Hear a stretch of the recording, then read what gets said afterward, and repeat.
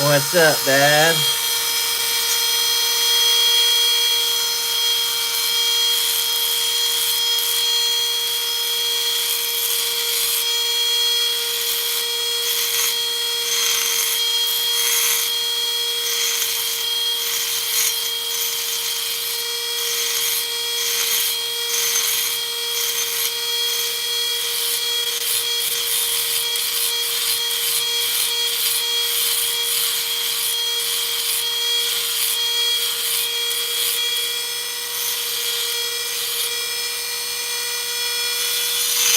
Whoa. Yeah, like last night when I woke up for going out and seeing some fireworks, I woke up with a sore throat. I was like, oh, great, this is how we're going to start the year.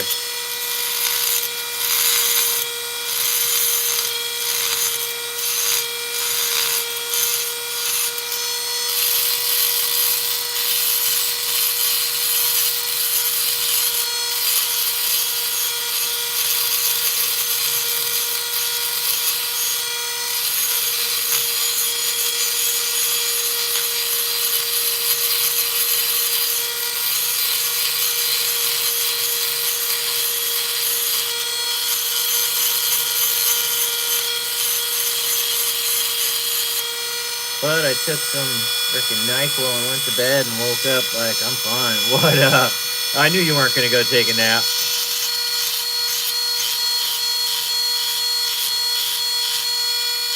You've been live and like, this is what I've been doing. I've got the 500i cylinder. I've been working for hours on learning how to port and shape the transfers where I want them and shape them the way that I want them. And,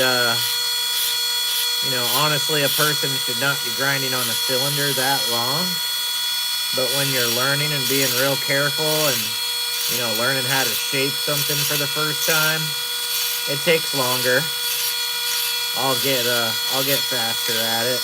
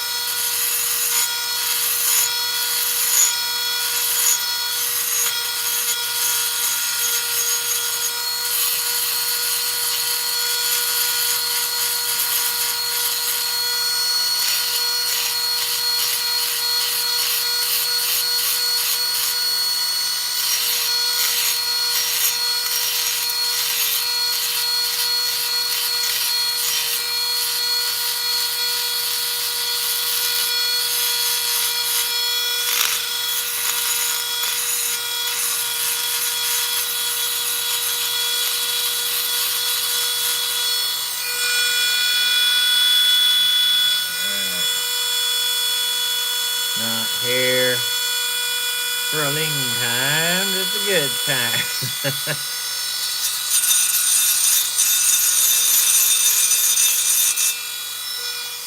Alright.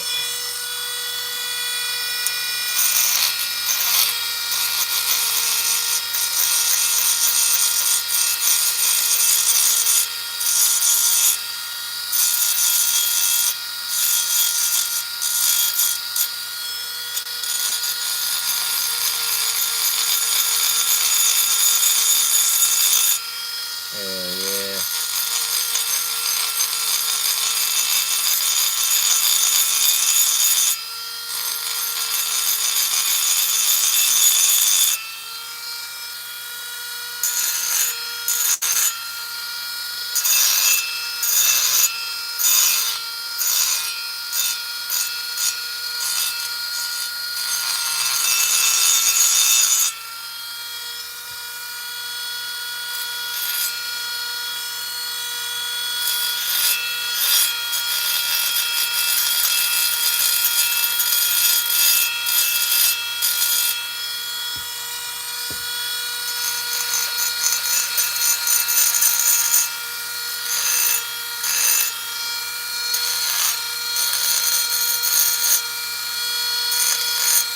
Maybe when I get I get to a stopping point with this, like, hell yeah, I'm gonna get some chicken and some food, feed the kiddos, and chill out and watch some TV.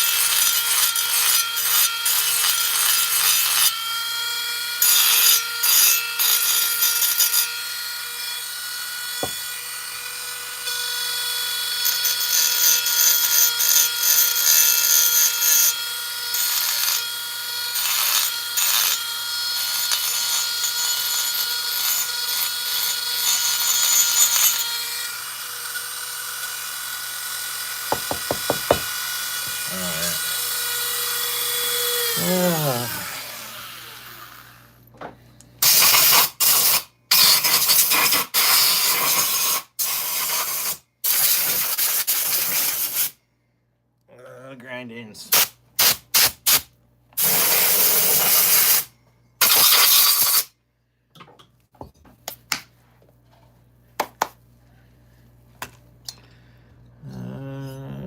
Where'd it go? There it is. I'm gonna go check the timing.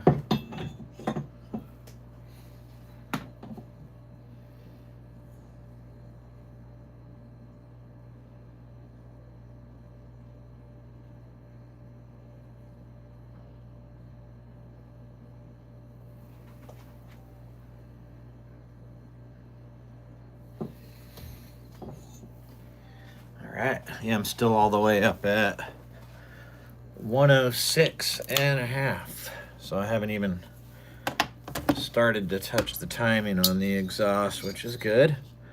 Just trying to get it in there and get it cleaned up and then bring it down. I don't want to go too far on this. I want it to have good torque.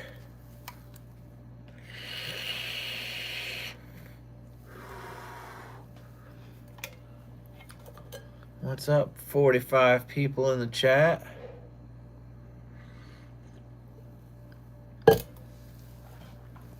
Who's out there this time? I'm working on porting a Still MS 500i today.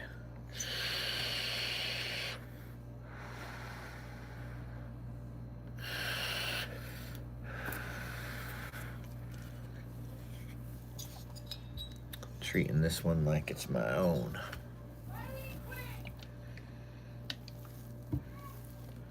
Thing's pretty rough.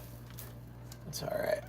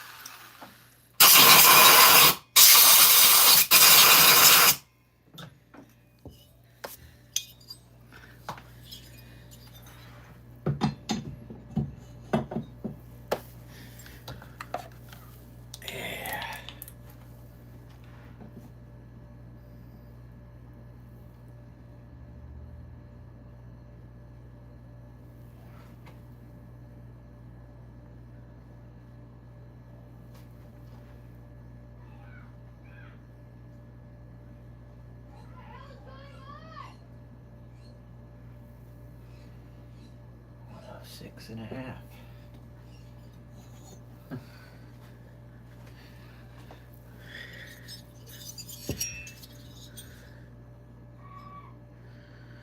Yeah, makes sense. Barely touching it yet, and that's cool.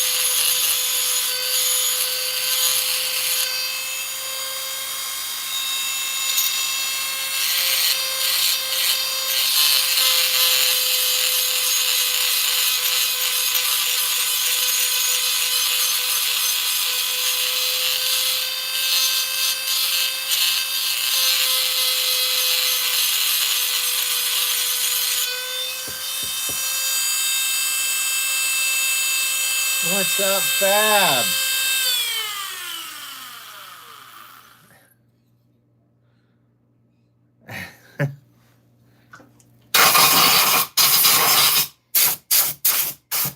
That's really cool to see you in here.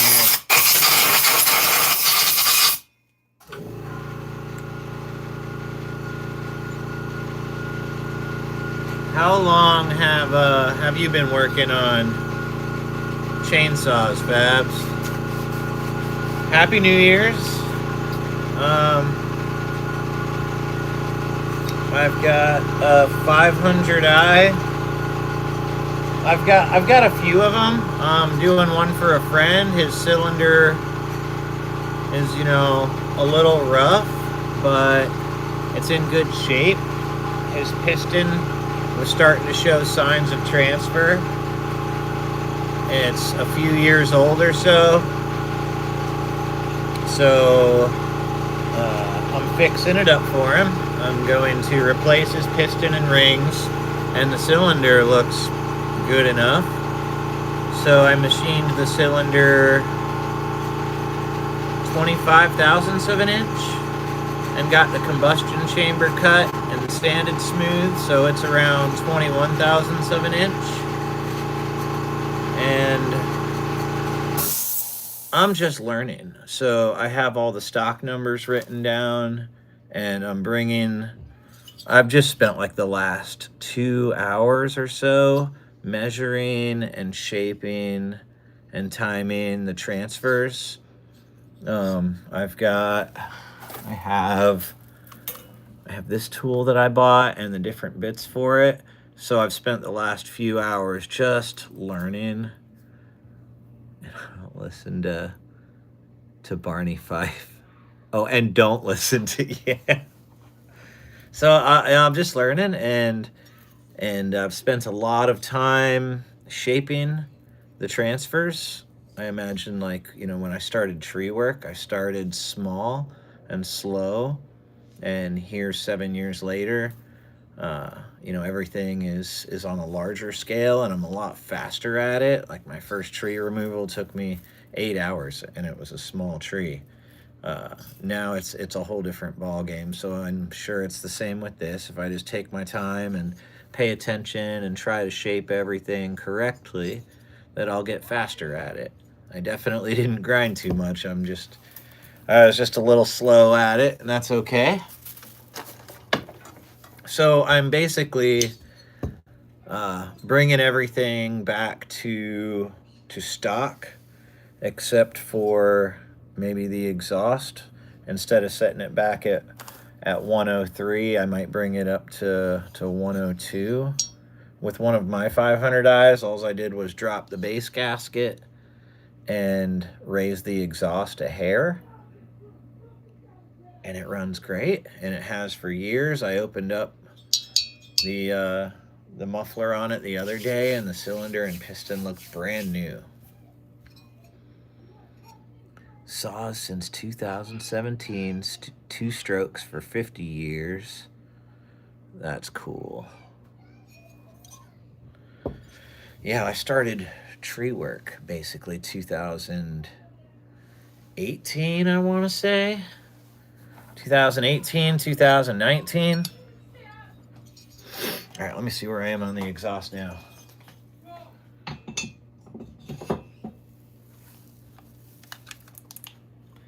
I want to get a mill.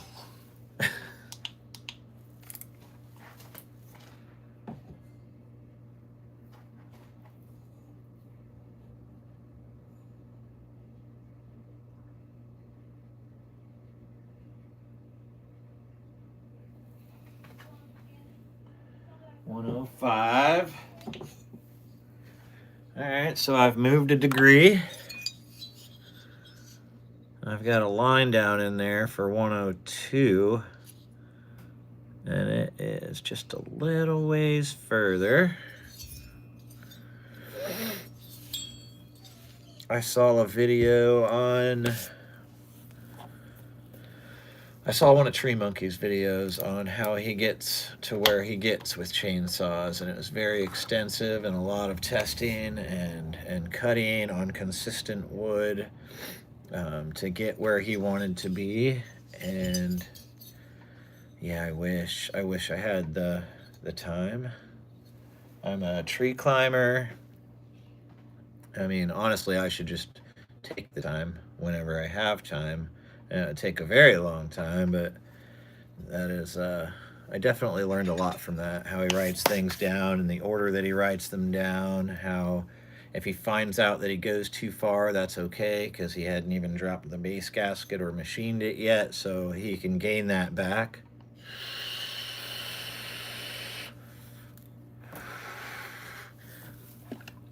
Okay, let me go a little further. I've noticed that on this, it's real wide on the inside and short, and it's a lot less wide on the exhaust here, but it is taller, so the volume is still coming out in a consistent manner.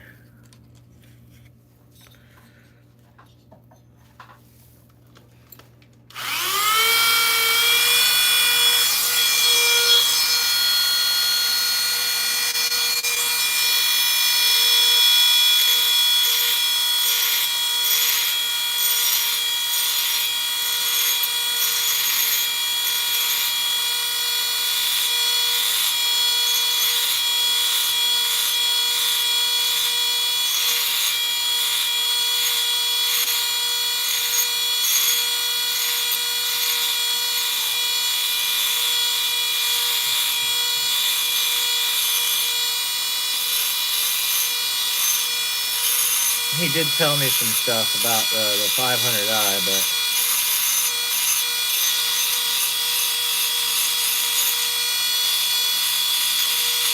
I like the way they run, and I'm trying to stay in those parameters.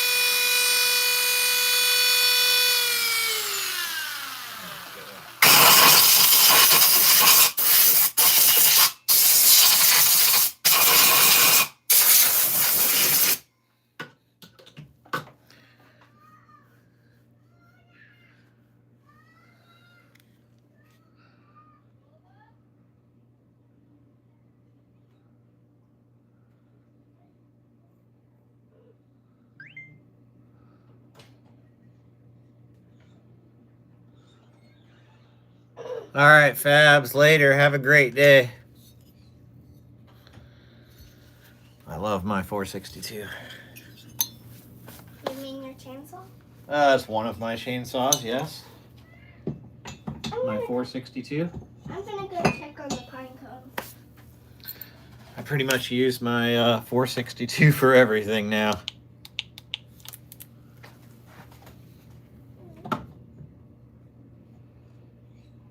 Oh no, it's stuck on there.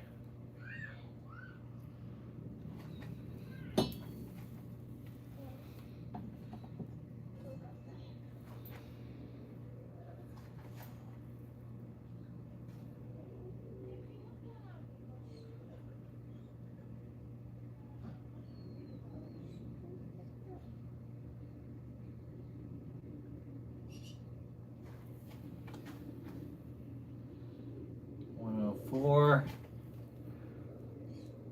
The gray one's good.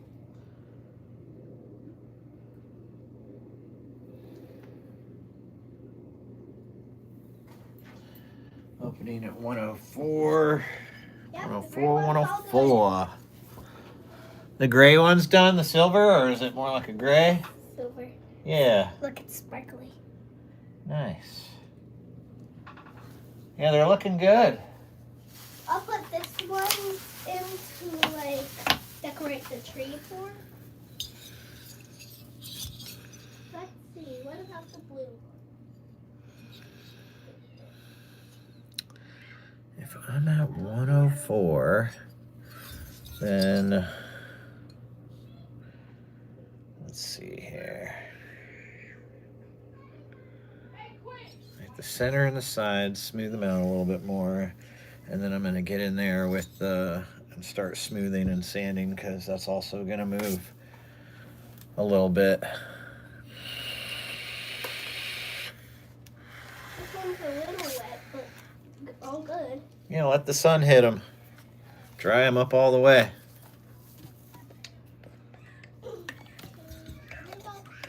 Uh-oh.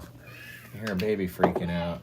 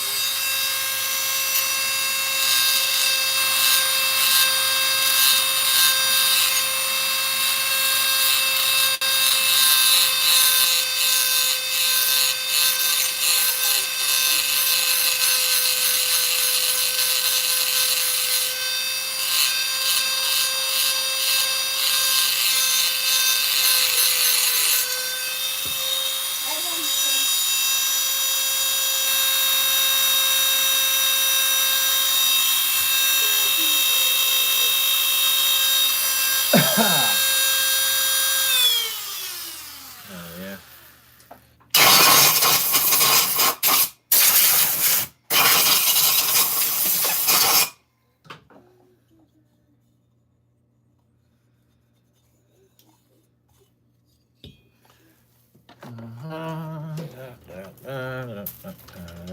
Coffee. Still a bit wet.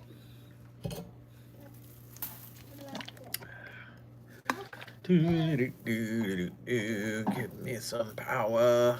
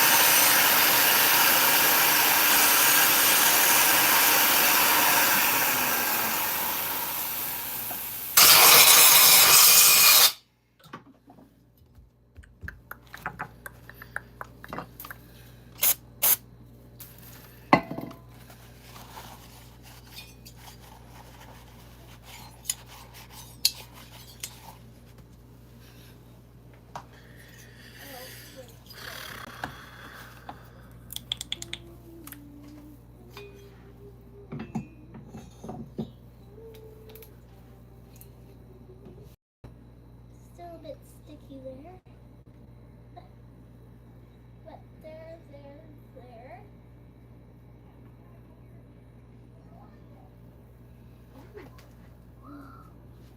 Hell yeah. Goal achieved. I think I can put these little guys away before I lose them.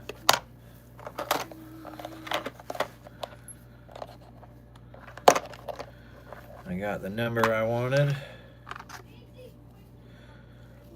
Let's put you in there.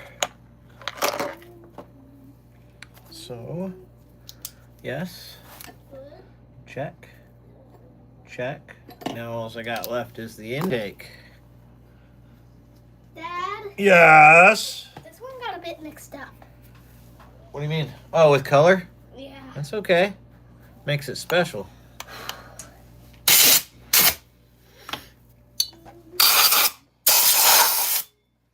But before I move on to the intake, I really have to finish the exhaust. I'm going to get it sanded and polished. Can you just stay over there? Yeah. The silver what? Silver one. The silver one is good? Mm-hmm. Cool. The last silver. She's spray painting pine cones, or as she calls them, acorns. Listen, I keep forgetting. It's fine. You can call them acorns for all I care. That's fine.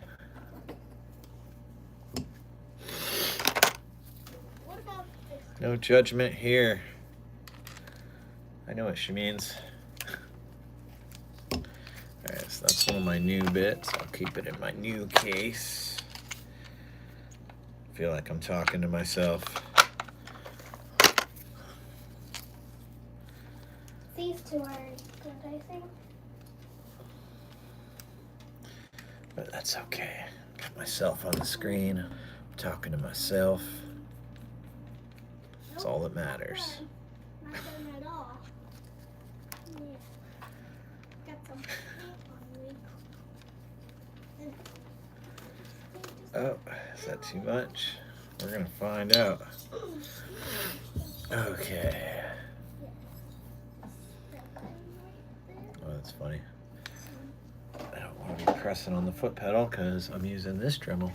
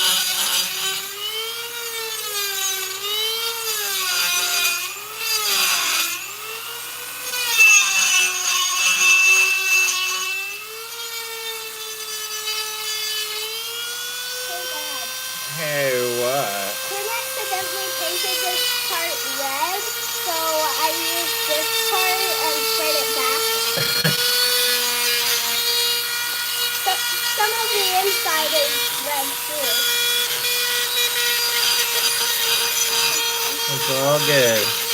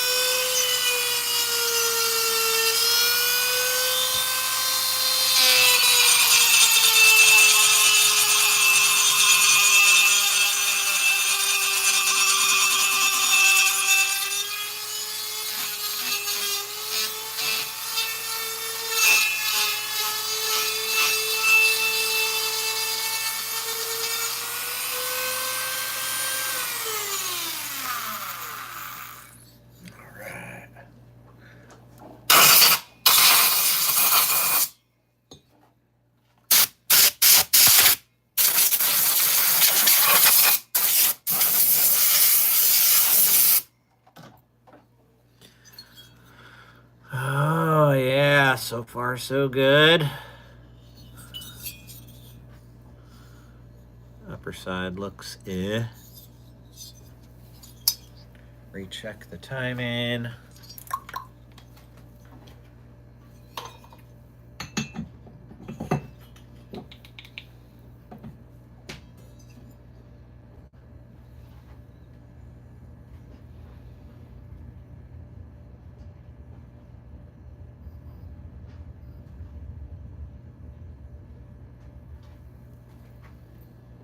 $102. Sweet.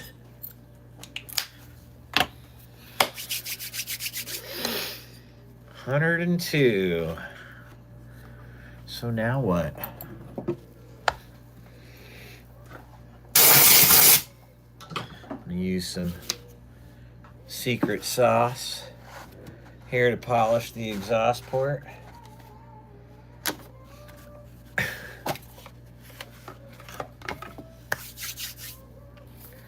This is smoothing out. That's cool because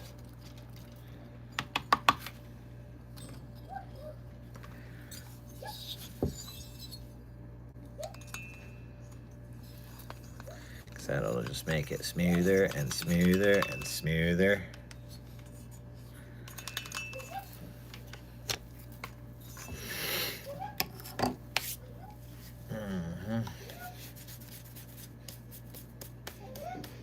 It's either metal shavings or dandruff or both.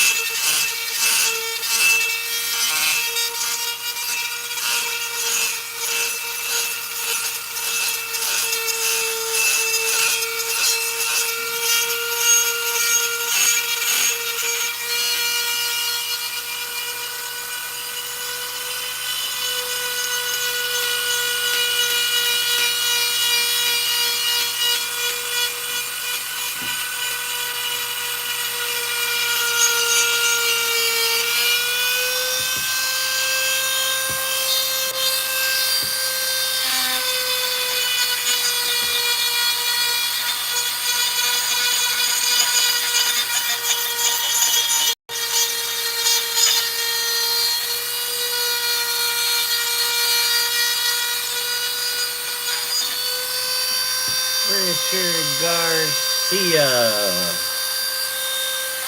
What's the whole number 13 about?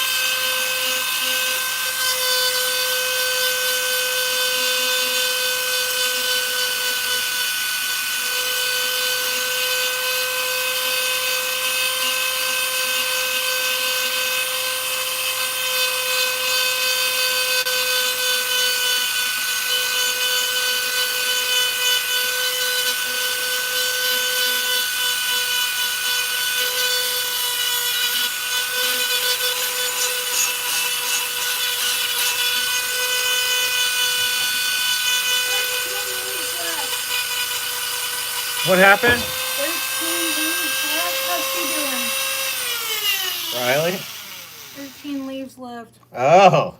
Have you been counting?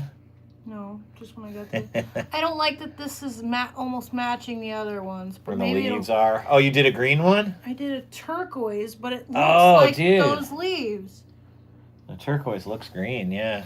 which sucks. It actually looks has more turquoise, like when you showed me it was turquoise, but next to the green leaves, yeah, it looks green. Well, maybe what it'll do is change after the healing and whatnot. All right. What's up, Buck? Yeah, Saws. Finally, somebody in the chat.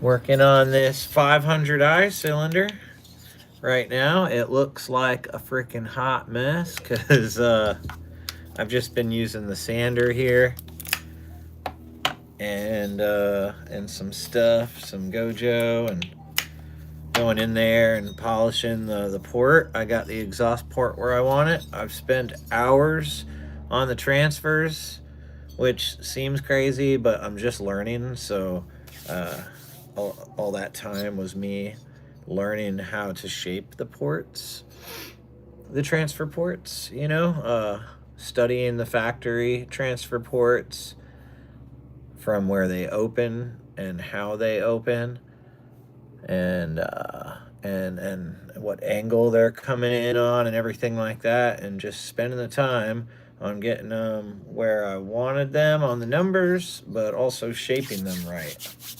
Hopefully I get faster at it, but yeah, I did that this morning, and I got the exhaust where I want it this morning, and I'm polishing it, and I was just about to go over to the sink and start washing this cylinder up.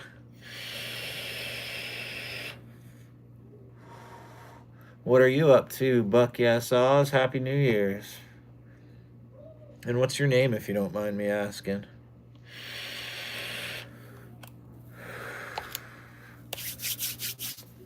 Try to get on a first name basis with some of you that I'm closely connected with.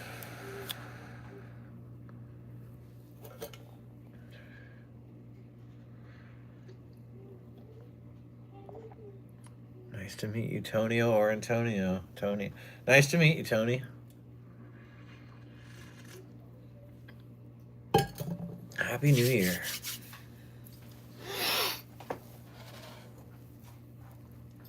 What's a 500i?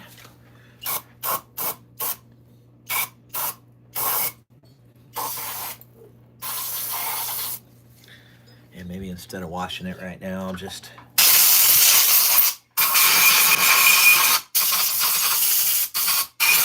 clean it up a bit with some stinky stuff. Get a paper towel in it. So this will be like my first 500i in a long time. Just finished up on some lunch. Might get something done in the garage today. Yeah, that's where I'm at, except for I'm almost done in the garage, and I'm going to go get some lunch. Got to get these little monsters fed before they start eating us. So my 500i, I deleted the base gasket and raised the exhaust roof a hair, and it runs fabulous. Nothing wrong with it. It's freaking awesome. It's basically, you know, pumped up maybe a little bit from stock. So this is like my first port job on a 500i. So I'm starting with, I machined a 25 thousandths. I got the squish band cut to about 20 thousandths, and then I stuck some sandpaper on top of my mandrel and went and finished it off to about 21 thousandths on the squish band, which I believe is, no, stock. I have written here it has 23 thousandths squish. So I've gotten mine to 21 thousandths squish. Stock is 103 on the exhaust. I put mine at 102. I got the transfers back to their stock numbers of, what is it, 120 and 124 on the primaries and secondaries. And then the intake is 84 degrees before top dead center stock. And right now it's at 88 degrees. So I'm going to fix that lastly.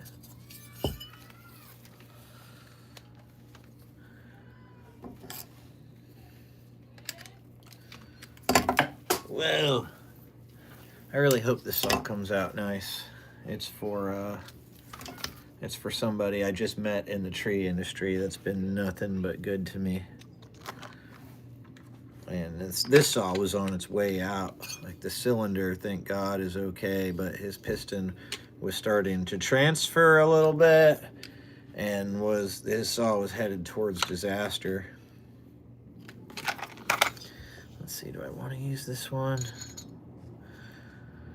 Dude, the intake is like, I just want to rough it up a little bit because I am going to get some epoxy in there and raise it a hair.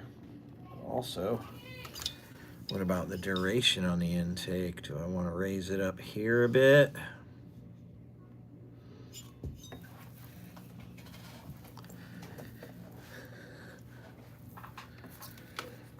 Trying to keep everything the way it is because it's a freaking awesome saw. You know, bump up the compression, keep everything else the same.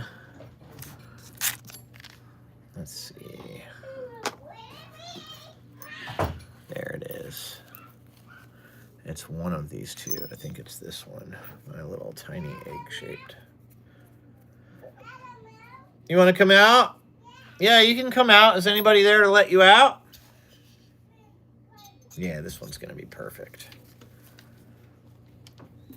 My little girl wants to come out.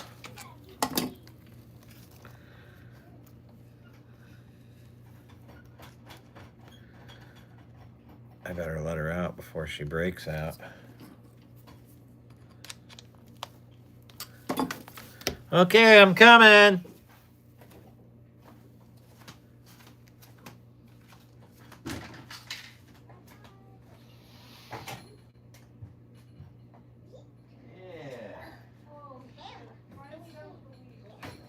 Nice. Boom. Right? Yeah, I feel ya. Like I've been working on this damn cylinder forever.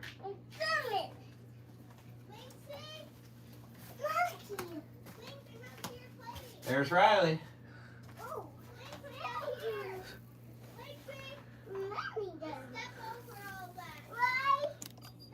Well, if you go to the garage, if you're still there, what are you going to do in the garage today? All right, I'm going to rough this up there and raise it up there.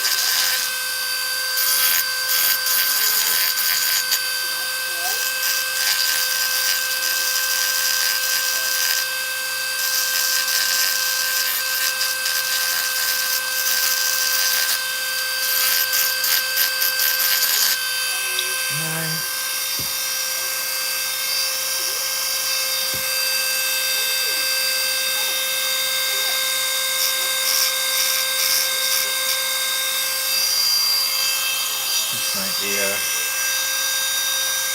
bigger Dremel tool.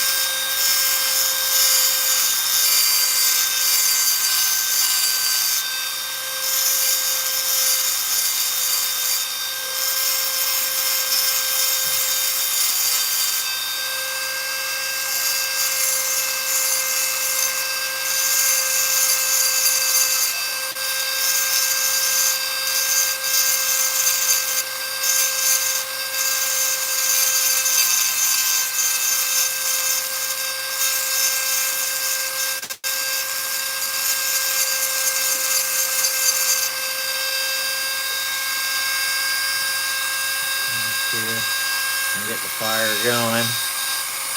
Nice. I am just starting to get the grasp of brazing.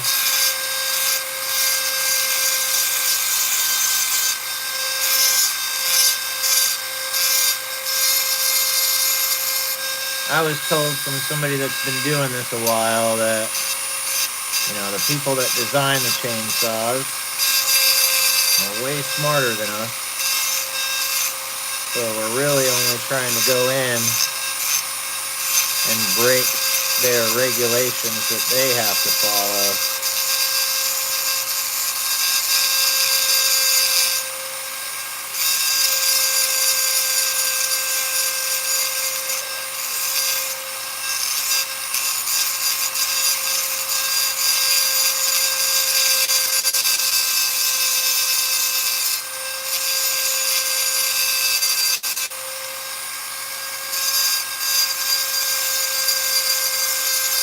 Like artwork with a Dremel.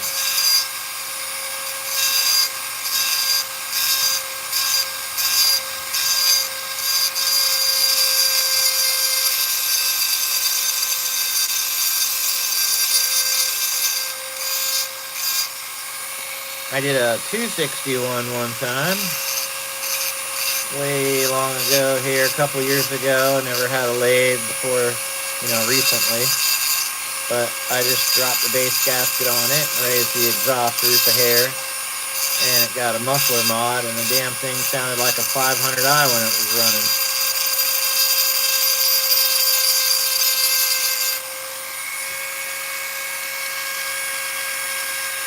Yeah, it's coming out good.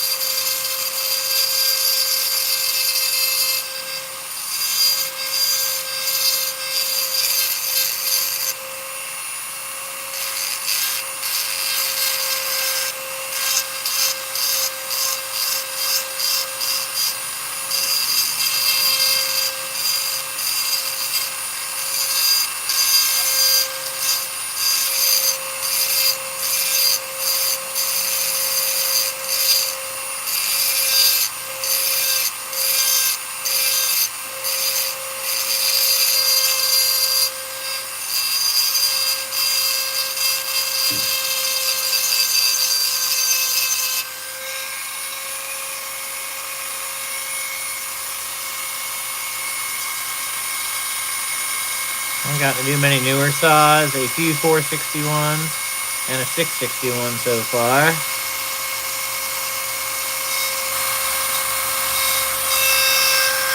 Oh, let me shut this down for a second. What kind of climbing saw do you have?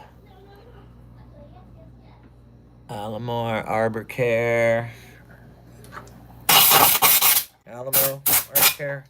What can I call you? What's your name?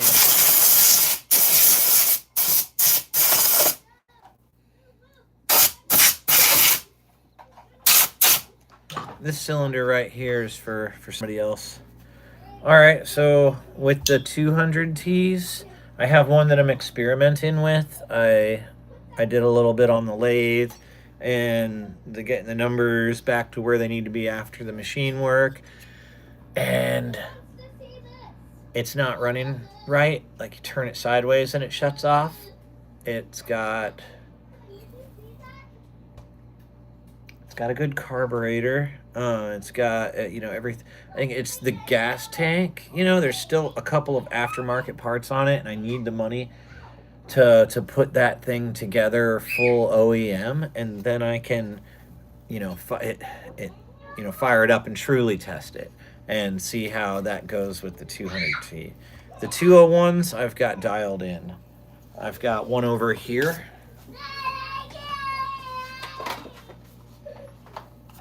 I do the M-Tronic 201s, and I do the non-M-Tronic 201s. This is a non-M-Tronic, which is a little more difficult than the M-Tronics, but thing's got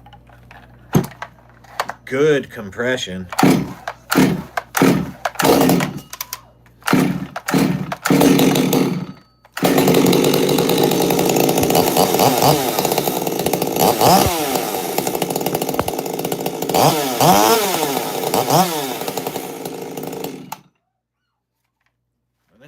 This is a very old one. It's the 201T non-M-Tronic. I close off the original port back here, which was pretty difficult to do. I had to work at it for a while on getting that sealed up, and I give it 3/4 inch flattened oval shaped exhaust. It's not too loud, yet it flows extremely well. And yeah, all the porting and everything on that, I think I'm doing those for like $300. If your saw is in good shape and doesn't need any parts or repairs, then $350. Maybe I should be charging for all the work that I do on the exhausts now. Mine is a non. That's cool. But yeah, I'm really excited about that one. Like, I have already put it into wood and tested it, but not with the exhaust system that it has now. So that's going to be really cool. This is my first crack at a 500i other than the work that I did to mine, and that thing's freaking awesome. New stuff. It overheats, and after about an hour I would be to have you do it. Yeah, I'd love to do your 201. And yeah, if it's having issues with overheating and you feel like something's wrong with it or going on with it, then it's like, yeah, stop using it. Don't force it, because then that's when transfer and piston scoring and cylinders getting destroyed happens. I have a box with a non-M-Tronic all taken apart in it, and I've got a box with a M-Tronic all taken apart with a good crankshaft and a cylinder and everything and all that. Those both just need a couple of parts. Like, I need some money and handles, side pieces of handles, just odds and ends like that, and I'd be able to build those ones. The shop here won't do anything because of voids in the warranty. Yeah, all my saws, I void the warranties like the day I get them. I'll make some changes, and then there goes the warranty. But I'm not trying to run anything stock. I don't even really use 201s. I use my Echo 2511s. I'm good at porting those. Been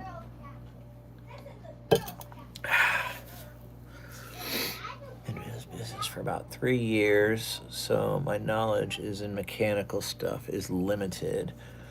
Okay. I've been climbing for 6-7 years, and work for various people over the years, and still now. Like, I'm with a handful of people that I do jobs with and for. Every once in a while, I'll do one for myself in my company name, but I'm pretty much a contract climber. And I'm on the books with a company in Tampa. They only use me from time to time. I need to get a little sanding bit. Like this one here. This would probably be good. I'm just going to go in and smooth out my work on the intake. But where are you at? How would I get and work on your chainsaw and be able to get it back to you? So far, the only people I've built chainsaws for are like within my counties.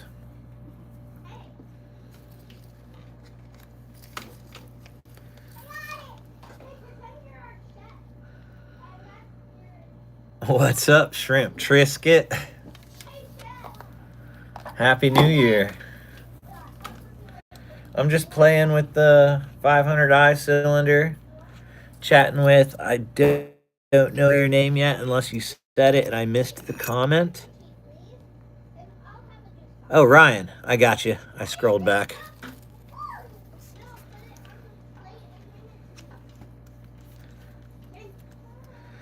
No, man, I like, see, like once I got into it and everything, like first thing you learn is to like pull the screen of the muffler out and you're like, oh, yeah, it's cutting better now. It's breathing better. It was clogged up. You're in New Mexico. No shit. Dude, how much would it cost to send me a chainsaw? And you can't just send me like your cylinder and I mail the cylinder back, because then you'd have to build it yourself.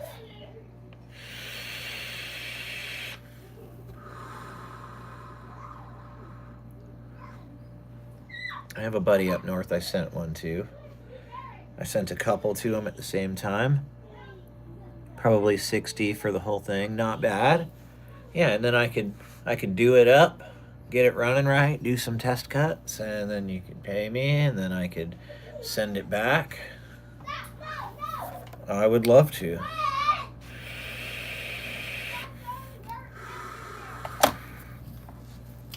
Okay. Uh-oh. Kids are in the backyard playing, talking about throwing dirt everywhere.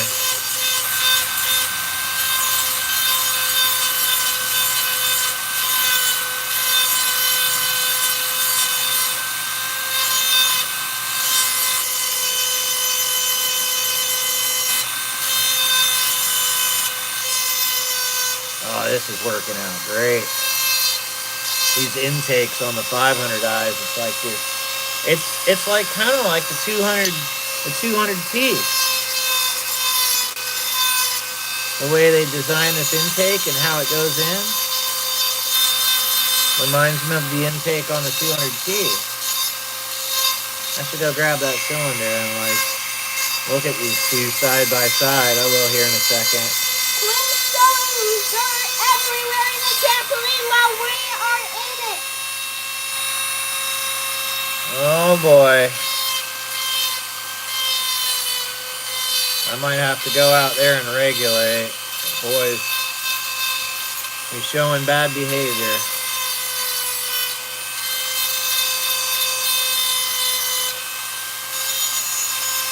I gotta go out there and do something about it, because he'll be doing stuff like that in school.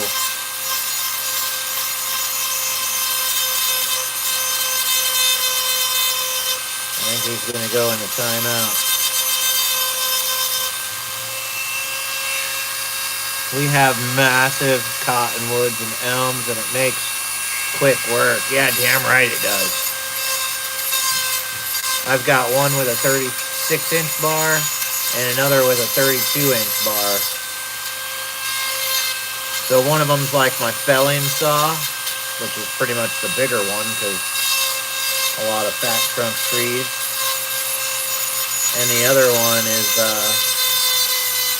you know, up in the canopy, larger log trunk stuff going on.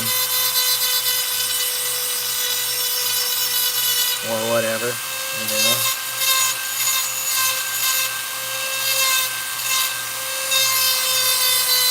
Yeah, hit me up on like Facebook, Peter Shea. It's Super Shea on YouTube, but my name is Peter Shea. SHEA. Friend me on Facebook, like I'll shoot you my phone number,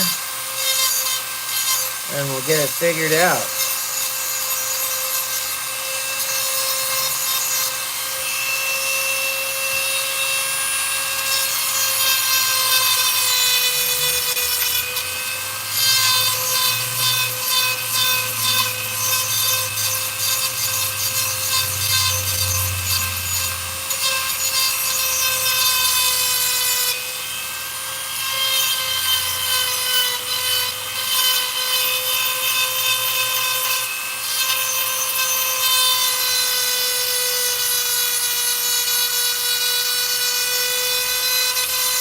Heck yeah.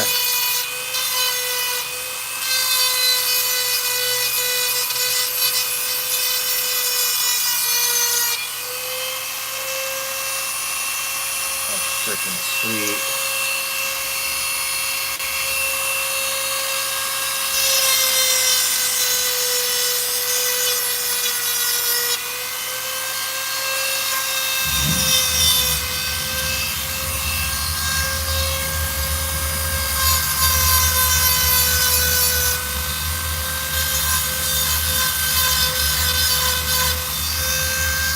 Oh, neighbors are firing up their motorcycle.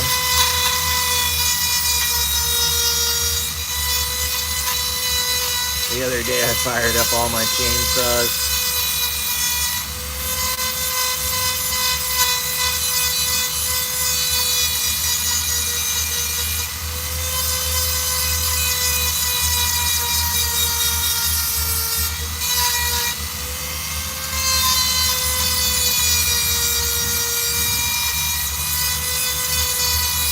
Alright. That's it for the intake.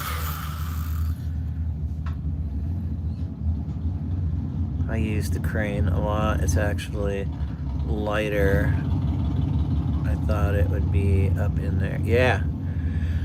Yeah, and a 462 is a tidbit lighter, and it's a freaking workhorse, and I find myself using the 462 like all the time now. I run the 28-inch bar on the 462. My goal here was, I dropped the cylinder a little bit, so cylinder drop, that means the top of the intake roof dropped. I wanted to bring that back up a little bit. I want to raise the lower part of the intake where it has dropped so that the timing on the intake can be the same as stock. My exhaust roof is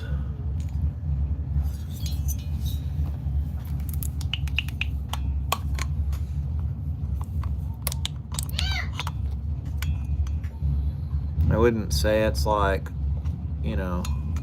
all perfect, but I think it's good enough. I need to develop the tools to make the polishing process nicer, but at the same time, I've taken apart my chainsaws that I've been running for a while with my whole sanding and polishing, gig thing that I'm doing, and they're still all shiny and smooth and like carbon not sticking to them. They do well. And that's from using like these sanding Dremels, and they get worn out and they get smoother. So I have like a whole bunch of them, and I've got just switch for different parts of the process, getting it smoother and smoother. All right, now what else do I want to do here?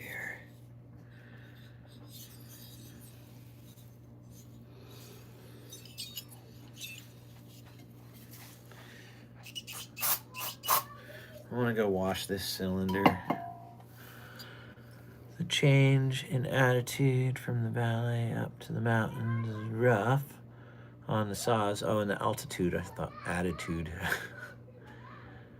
With my M-tronics, you can tell the difference. So what do you mean? Like, do the M-tronics have trouble adjusting and switching? I know there's an M-tronic carburetor reset. I wonder if in the changes in altitude that you're going to have to constantly reset them.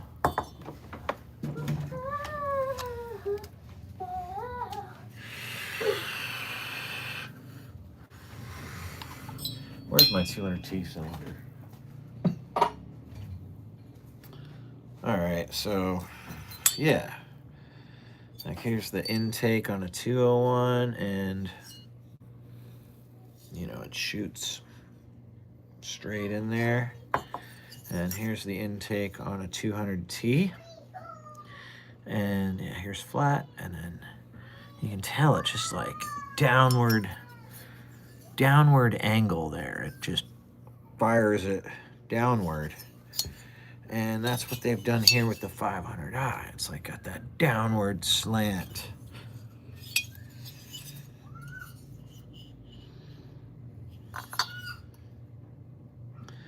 So the intake on the 500i, yeah, it really reminds me of the intake on the 200T cylinder.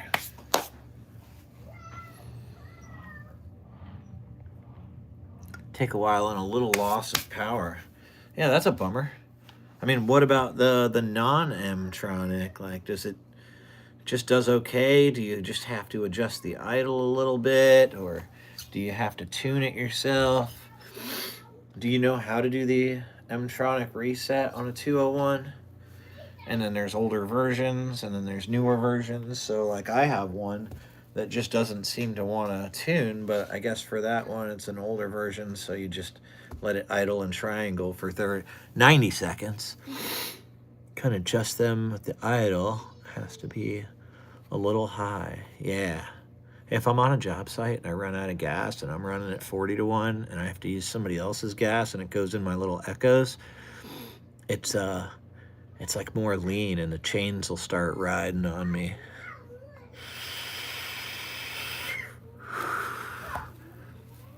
Right? Yeah, it's a cool process, you know, triangle, chain brake or not chain brake, I don't know, for 30 seconds, and then take it off the triangle and gas it until it runs through its freaking cycle. It goes up and then back down, and then you let go of the throttle and shut it off, and that resets the carburetor. I don't know if that would help. I've never dealt with those issues before. I mean, I'm in Florida. I'm gonna go rinse this real quick. I'll be right back.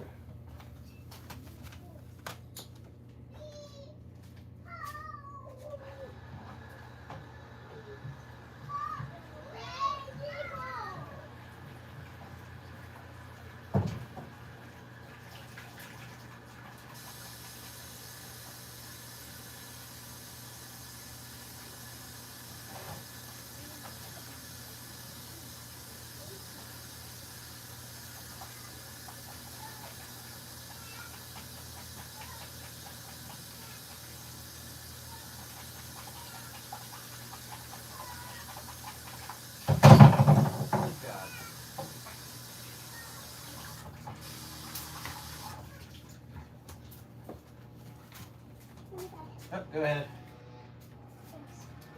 You're welcome. Sounds like a leaf blower. Where's your hammer? I don't know. It was on the floor. I saw you pick it up. Yeah, it was over here, and I saw you pick it up, and you must have put it somewhere else.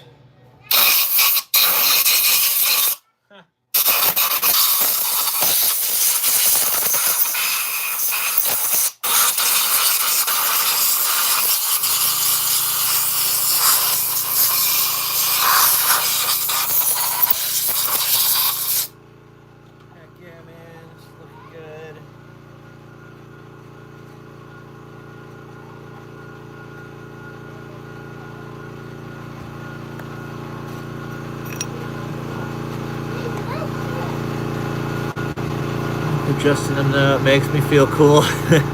Yeah, not a lot of people can or know how to. There's a guy out there, Steve, with Small Engine Saloons, that has a real nice video on how to adjust a still chainsaw with the idle and the low, and I believe the high has to be set in the wood, at least with my Echoes it does. I'm gonna keep this one marked because it's the one I'm using. Yeah. Now what? Now what? Get another towel. But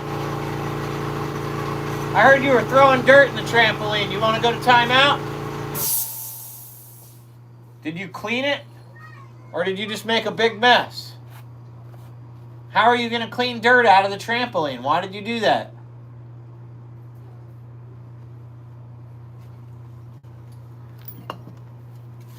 I'm going to find a way for you to clean it.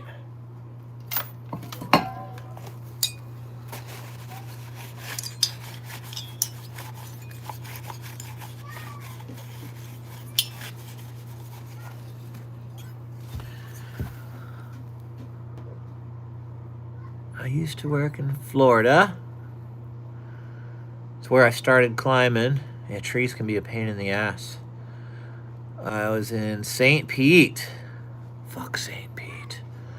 All my palm knowledge came from there and California. I get a lot of contract climbs for palms here because I can climb. Yeah, so there's tall ones. You can climb them without spikes. Yeah, what do you do? You get a line in the top of them and use stuff to get up the trunk. I've seen a guy with the chair thing. It was cool, you know. He just steps up, moves his thing up, sits, I don't know, foot up, steps up, and he goes, he's got a whole chair up there the whole time he's working on a palm tree. And I've seen people with foot loop things that strap to the palm themselves and use a couple of those.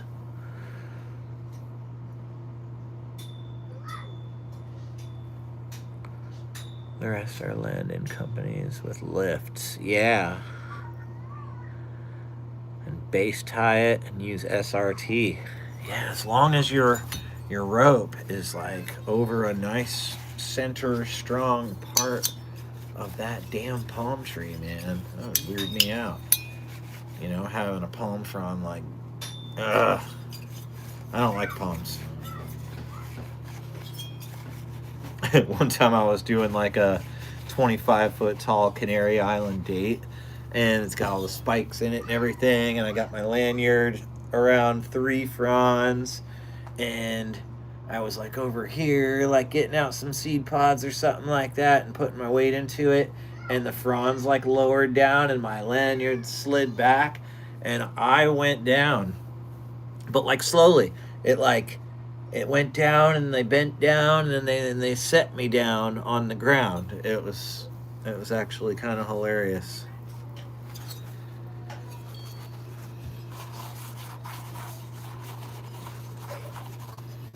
All right, we get some 4 and 6. What do I got here?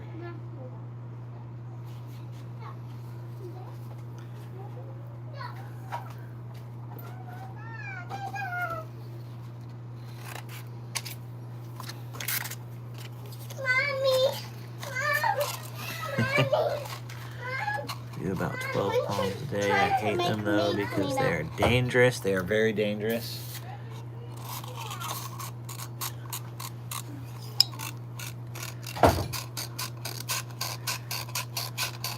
Base tie with a pulley and run it DRT. Line that. Pulley too. Yeah, that's smart.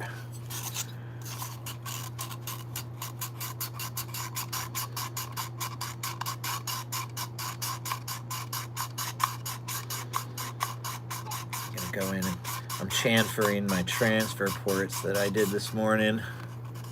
I just got the Eldred knee ascender and you love it. That's cool. I bought the monkey beaver one. It's pretty sweet. The only issue I'm having now is like the part that clips to my boot.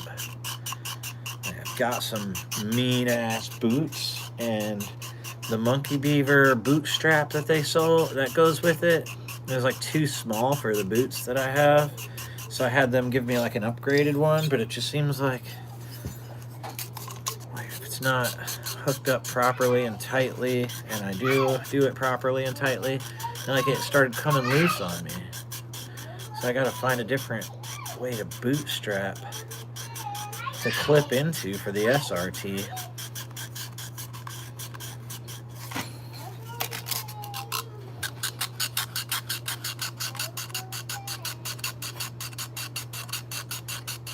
I have the Fanner Extremes.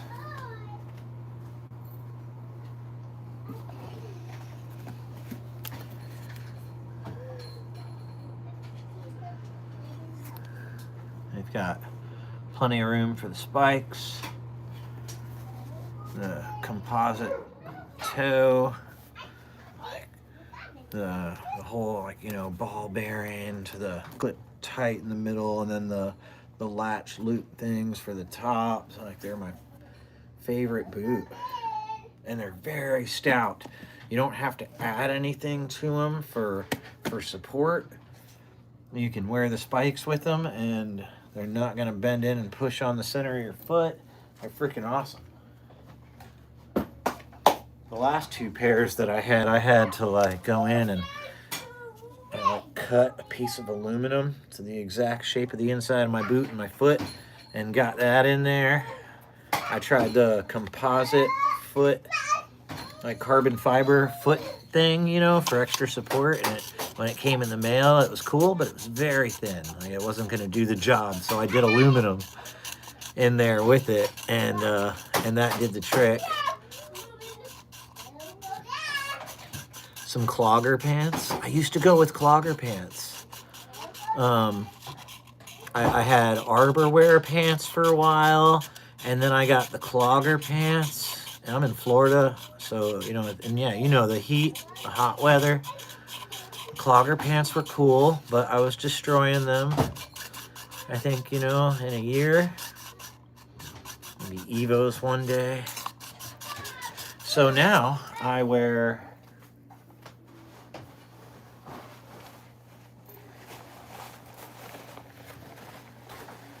these ones. They've got the vent on the back. They've got these little things to clip in with your knee ascender. And if not done properly, they will rip and tear off. They're not very strong. So yes, they work, but you know, they're not very strong. And a little knee padding, extra knee, you know, whatever. These are the, what are they called? The Solidure. All right, so they're very light.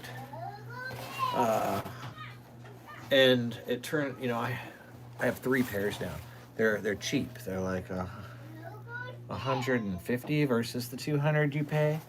But, you know, for such a very thin, super lightweight material, they're really strong. I don't have any holes in any of my pants other than the left pocket on the first pair that I bought. Somehow it started getting a hole in it, so now I have like a hole in the left pocket. But they're freaking, they're nice. They're not tearing apart on me, you know? They're not getting holes in them. They're not getting burn holes in them. Yes, they've got the vents in the back. They've got the little clip on the bottom of the pant to like hit one of your laces with so they don't ride up on you. And they're only 150 bucks. They come in like a little package, like a, you know, smaller than a football, and it feels like, oh man, I just bought like a really cheap ass pair of pants, and they're, you know, they're so light. But it's quite the contrary. They're really holding up. So I went ahead and bought a couple of more pairs. I've got 3 pairs, so I'm going to be set for quite some time. I think they're the Zeros. I don't know. Solidure. pants, the ones with all the little clips around the knee for knee ascender.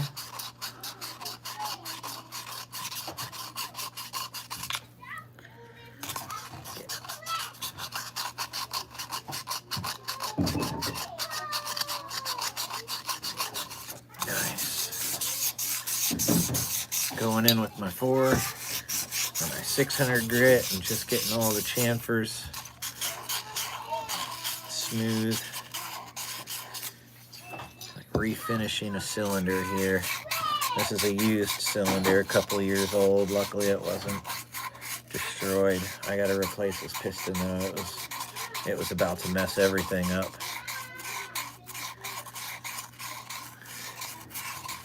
Yeah, I don't know if they're called the zeros.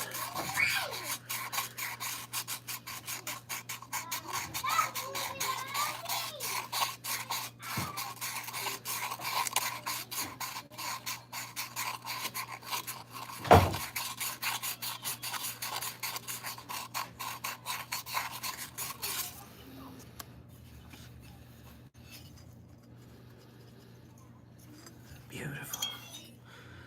Beautiful. Sweet. You should get a lathe. I have a lathe. That's how I machined this.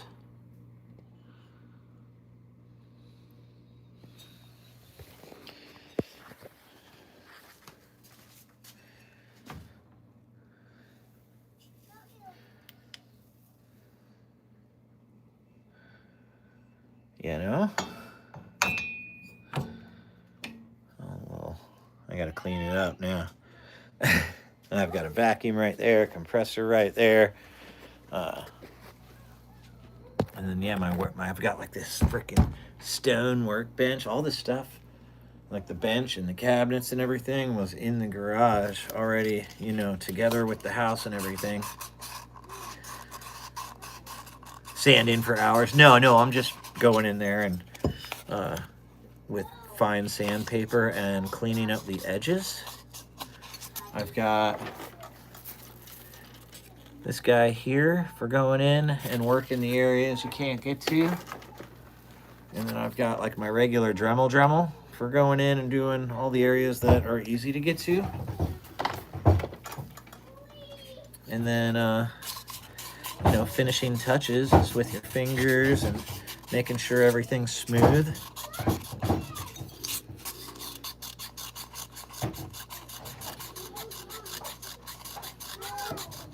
This is a more expensive job. You know, the 500i, there's a lot more to it than what comes with the 201.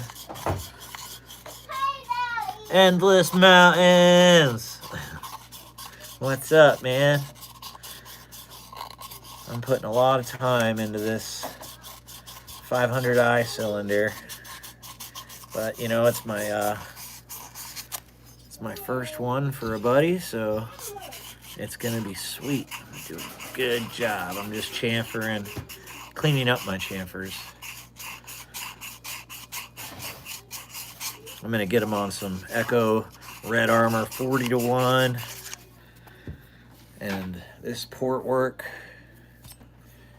it's gonna be solid. I guarantee you that after a few more years of use, he ain't gonna come back to me with a saw that's not running right.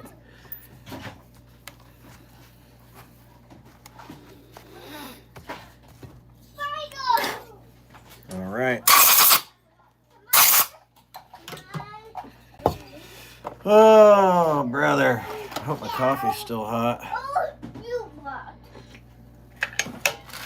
What's up, Banksy? You going for a Spidey ride? You want a fruit cup? Yeah. Yeah, go get a fruit cup. Okay. Hi. Get a fruit cup, yeah. I got it. Nice.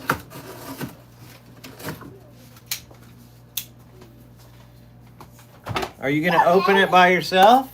Yeah. Okay. You got it? Okay.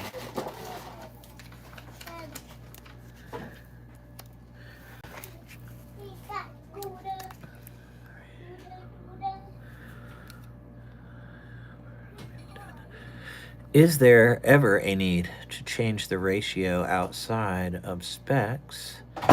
I have heard of people doing that. What do you mean changing the ratio outside of the specs? Like a fuel and air ratio? Oh no.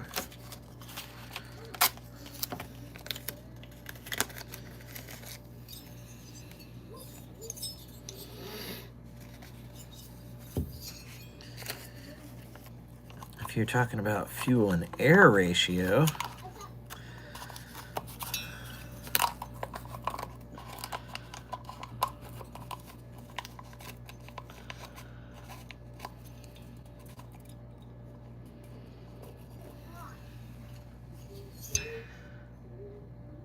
let's scratch it. Fly. The mix. Oh, like the way you mix your 2-cycle gas and oil. I mean, yeah, there's a lot of debate about it. You know, the 40-to-1 mix is just more oil in there. What do I have to show you? Like, I don't know. If I had a chainsaw part that was like your still stuff and it was ran at 40-to-1, there's the crankcase is usually pretty dry. And I mean, ran at 50-to-1, yeah, and then the crankcase is all dry, and you got like burn marks on the piston. That's probably like why your 201's getting hot. Whereas the Echo Red Armor is you get an engine apart and you can see the red oil pooling at the bottom of the crankshaft. You can see the red armor oil all up and down the sides of the piston and everything. Like, it's a beautiful thing. It's lubricating a lot better and keeping your engine in good shape. If there's not enough oil in the mix, it gets hot, it gets dry, it burns, it soars, it destroys saws. Well, I am a firm believer, after everything I was told over time, and now experiencing it firsthand, that I love fucking Echo Red Armor. I tried, what was it, Amsoil for a little while, but I didn't like the, I don't know, just seemed like a lot of carbon real fast. Echo Red Armor cleans and lubricates.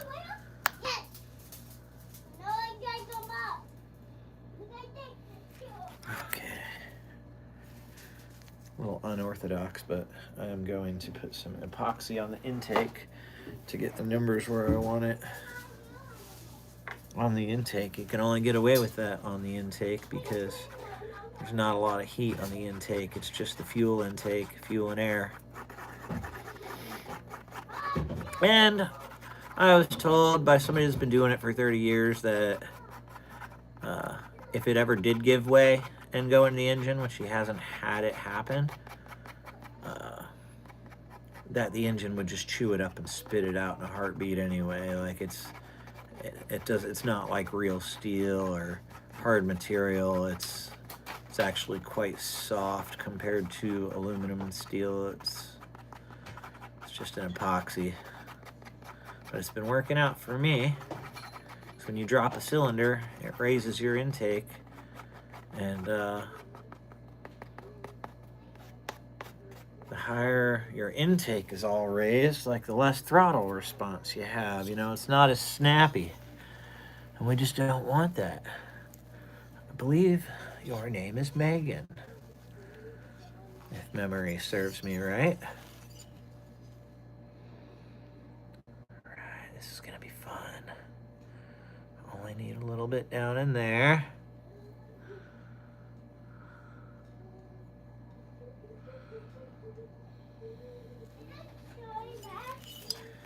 What's up, bud?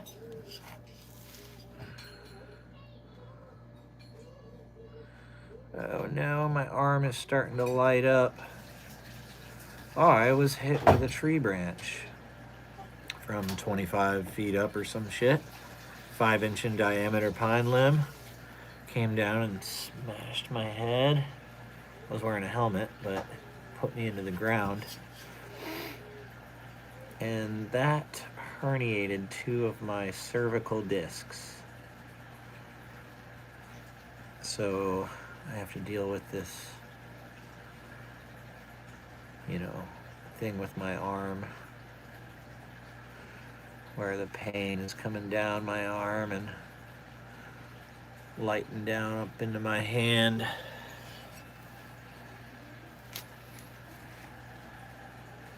Yo! Who turned on the water? I'm gonna go kick babies' asses.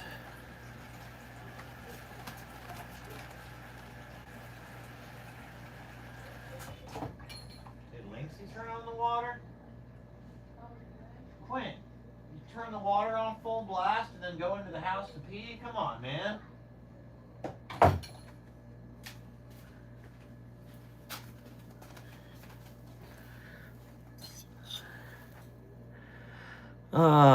Maddie, yeah, I know. I said it. He said lubricates. Cleans and lubricates. I'm sorry, what, buddy? You want a fruit pop?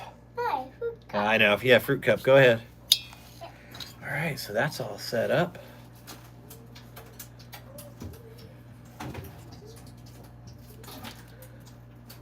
Put this over here to dry.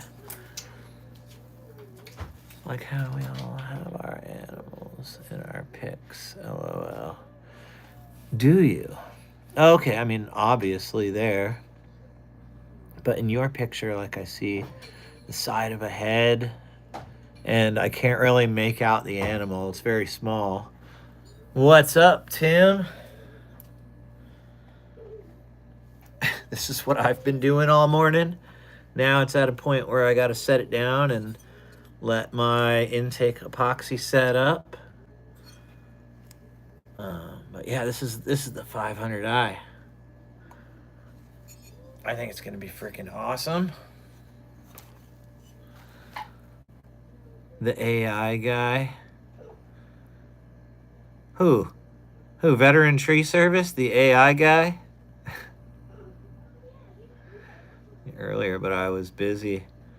Yeah, I've been at it for a while. Like, I was told you should only be doing like grinding on a cylinder for half an hour, and otherwise you're just doing too much. But I've spent so much time on this, but it's not like I've done too much. I'm just trying to do it right, and I'm trying to do a good job.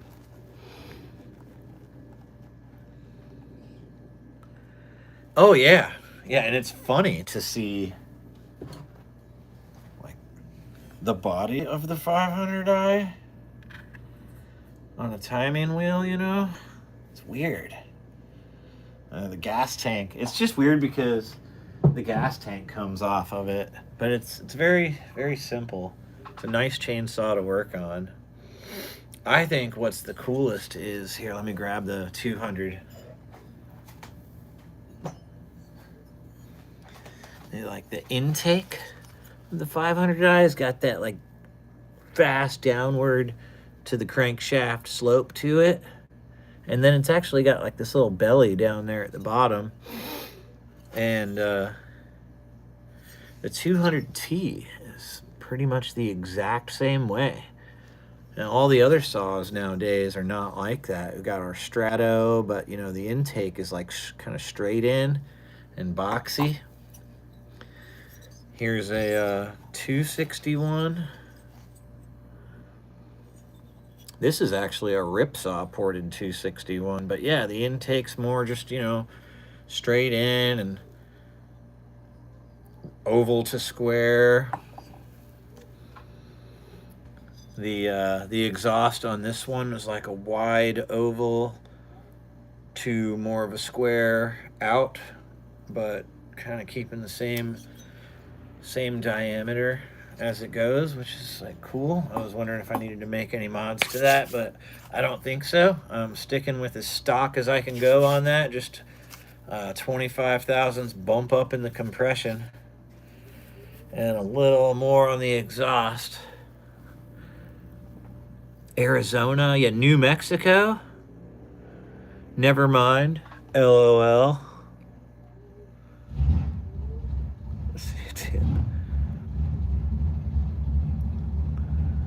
Yeah. So I'm kind of done tinkering. I gotta go set this up over there.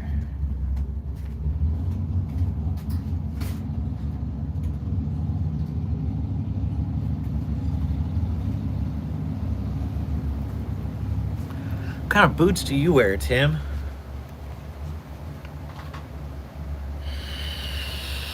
You're a New York person? I remember you. Ever since I've done a few lives, I've gotten a higher subscriber count. That's pretty cool. Like, it'd be great to hit 1,000 subs after 6 years of having a YouTube channel.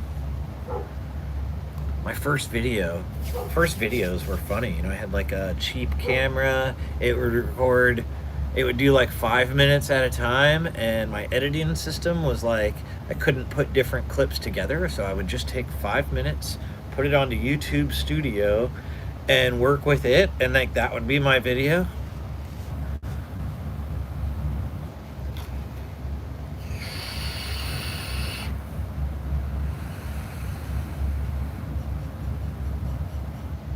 Concerned about his shirts and where he bought them.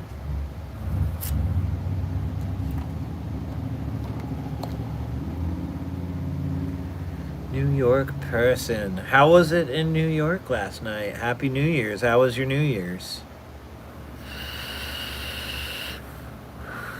What camera? Dude, I don't know. Like, maybe I have it.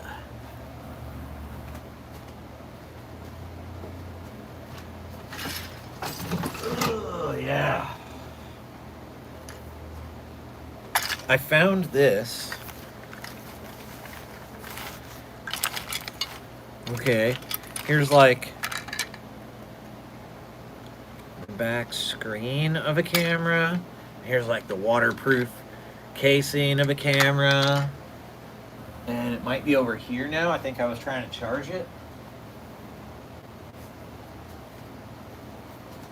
You know, what kind of camera? It's like God knows what kind of camera. Like one of these little guys. You know, something cheap.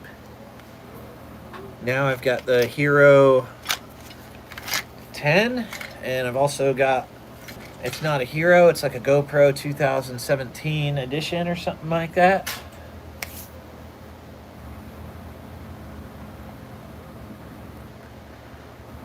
Confidence yet. Yeah, like talking to the camera is weird.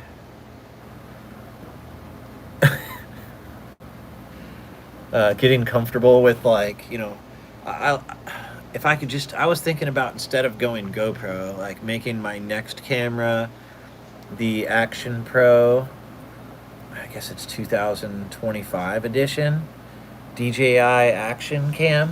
Whoa, almost fell, almost died.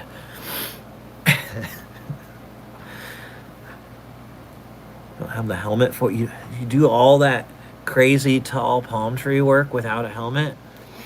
But the DJI Action Cam, I believe, has a battery runtime that'll go like 4 hours, so you could just show up on a job site and have it running and not worry about it for a really long time. I guess if you're doing 4K, then it's like 2.5 hours.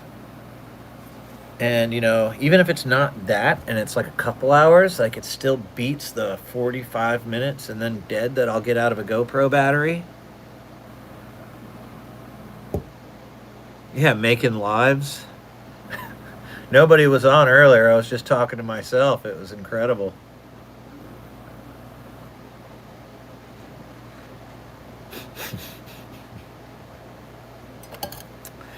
You check out the cylinder bolts for the 500i. Nice big fat ass bolts down the cylinder. Here's all the inner workings. Got my cylinder bolts. Decompression plug that looks like garbage. I'm either going to replace that or just plug it. That's a decompression valve. Here's the intake flipper. It's one of the piston rings. He's going to be getting new piston rings, new wrist pin. The flywheel nut. Here's the fuel injection system. This is like $400. My first one that I took apart, thank God it was, my saw that I learned on. There's like a cover that covers one of these screws, and one of the screws goes into this, and like I thought I had all the screws off, not minding that cover screw being a part of this, and went to go pry off the cover, and it snapped the intake manifold to the fuel injection system, and that ended up costing me $250.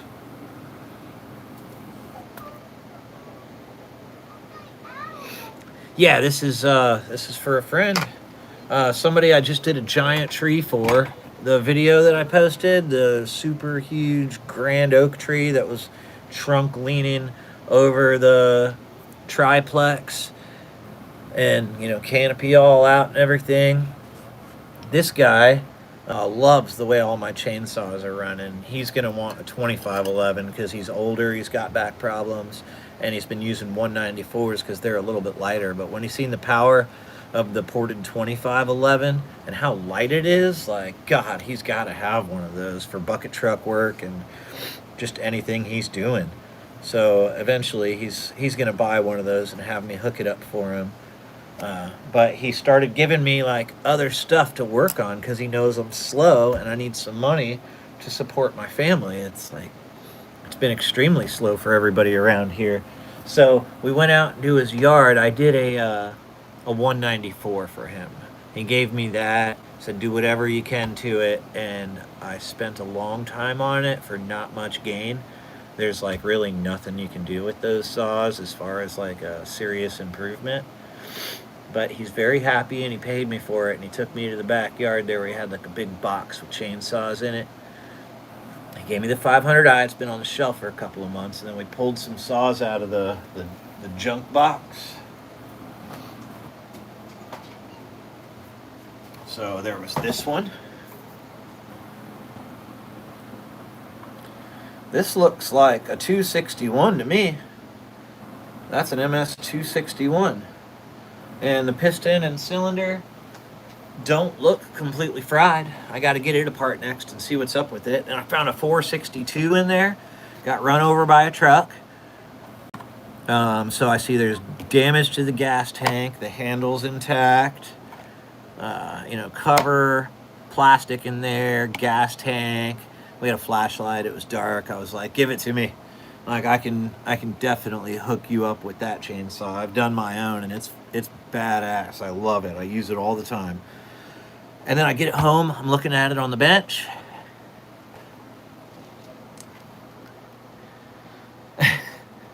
Are you seeing what I'm seeing? So even though the handle's intact, I believe like as it got run over, like this side got mashed into the concrete or wherever it was, and it just bashed a hole in the casing all the way through the magnesium. It's really cracked in. A new case half for this would be $200, and it would be great experience for me to completely rebuild a chainsaw, case halves, crankshaft, new bearings and seals. So at the very least, I am going to completely dismantle that saw, clean it up, dismantle it and get it in a box, and have a parts list written up to what it would take to rebuild it and get it back together. Yeah, completely wrecked. But like I said, it's either going to be a parts saw, or I'm going to find out what it would take to get it back together. And at the very least, because I'm really hoping that this part of what I'm doing in life will pick up, and my skills will get better, and my porting work will get better, and I'll gain a lot more knowledge about it all. I mean, it's coming, but I won't have to climb all the time, and if it is slow, I'll have this kind of stuff to keep me busy.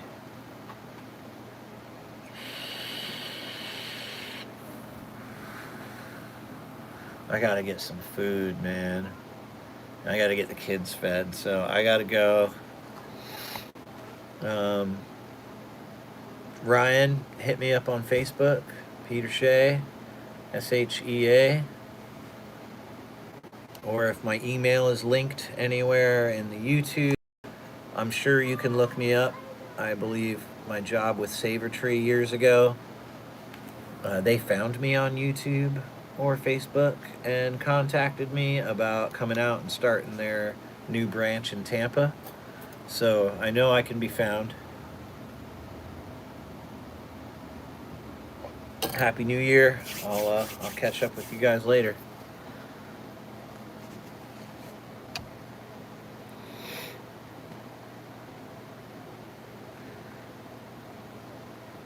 I'll call you next May. Tim.